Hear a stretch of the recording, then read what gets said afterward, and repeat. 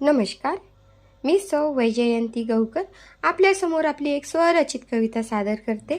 शीर्षक आहे माझे बाबा. माझे बाबा जेव्हा गेले तेव्हा मला काय यातना झाल्या, किती कष्ट झाले, खूप एकाकी जीवन वाटायला लागले.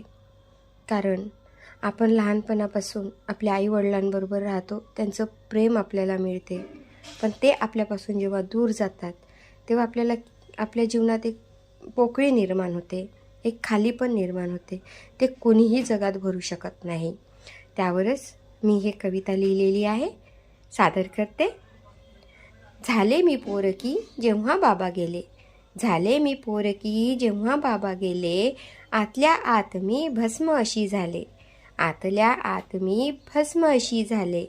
शोधून दूरवर बाबा मिळेल का, शोधूनी दूरवर बाबा मिळेल का, संपलं सगळं इथेच दिवस पुन्हा ते येईल का, संपलं सगळं इथेच दिवस पुन्हा ते येईल का. सुन्न झाले मन डोळे माझे पानावले, सुन्न झाले मन डोळे माझे पानावले, गेले बाबा जेव्हा बालपण माझे हरवले, गेले बाबा जेव्हा बालपण माझे हरवले.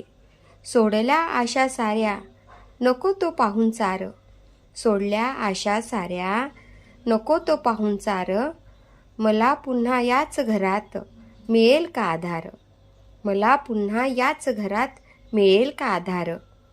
हाक दिली मायेने उठून ते बोलेल का, हाक दिली मायेने उठून ते बोलेल का, अंतरीच्या खुना काळजात बाबा पुन्हा मिळेल का, अंतरीच्या खुना काळजात बाबा पुन्हा मिळेल का, बाबा पुन्हा मिळेल का.